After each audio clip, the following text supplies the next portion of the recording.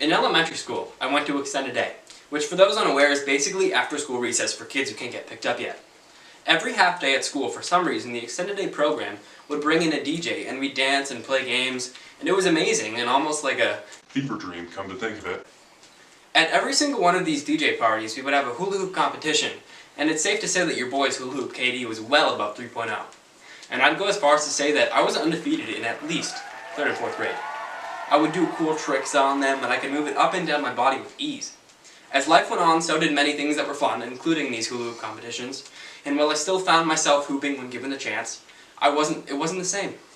As I got much older, about 14 or 15, I noticed that hula hoops were making a change, and one for the worst, in my opinion. Nowadays, hula hoops have lost all resemblance of their old self, and many are impractical too. I wanted to take a closer look at the history, life, and effect that hula hoops have had in the world, and where they went so horribly wrong. Long before plastic hula hoops took over suburban America, hoops were common for Native American hoop dance and used as props in their storytelling. In the 14th century, there was a craze of people using metal and wooden hoops for spinning around their waist, according to American author Charles Panatti, who also wrote Sexy Origins and Intimate Things, as well as The Pleasuring of Rory Malone, which I suggest looking up. He was also on Oprah, so living the dream. Doctors treated patients with dislocations, pain, and even heart failure from people having too much fun, apparently. It's a common misconception that the first hula hoop was invented in the 50s, but it's well documented that they can be found in ancient times. First, constructed with dried willow, rattan, grapevines, or stiff grasses. What constitutes grass as stiff? Who knows? It's also derived that the word hula comes from the similarities to the Hawaiian hula dance developed by the Polynesians. Like the little bobbleheads you see in taxis.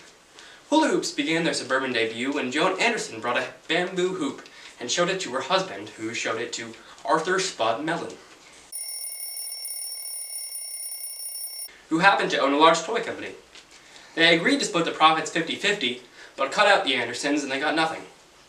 Wendell marketed and sold the hoops, and they sold 25 million hula hoops in 4 months in 1957. Hula hoop became the centerpiece for Waymo, followed by the Super Ball and the Frisbee. Since then, hula hoops have come in and out of popularity, almost dying of obscurity multiple times. By the way, the world record for the longest hula hoop session was beaten just last year by Jenny Doan, when she hooped for 100 hours. That's 4 full days. She live streamed all of it, and it can be found on Twitch at Jenny Hoops. She raised over $4,000 for Mental Health America. The final minute had We Are the Champions playing in the background, and about 10 people watching and counting down the last seconds, even though she had already beat the previous record 25 hours earlier. Other records include the most hula hoops spun at a time at 200, and the largest hula hoop ever spun is over 16 feet in diameter, and all of those records are held by women.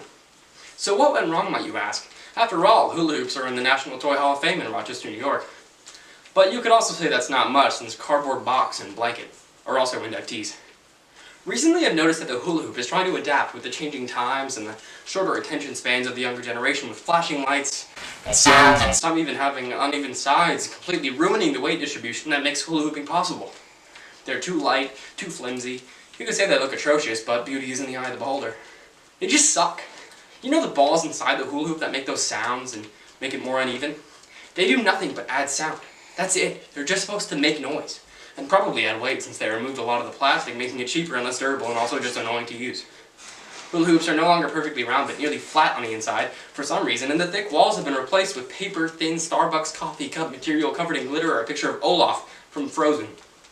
Now, why am I mad? I'm not entirely sure. I just want the kids to fall in love with hula hooping the way I did. Hula hooping might be coming to its death soon. It'll most likely go out with a rattle and some little girl singing "Let It Go." But there is hope that we can restore hooping to its former glory. I think it's time for dinner. This is Bnort, signing off. And remember, it's all in the hips.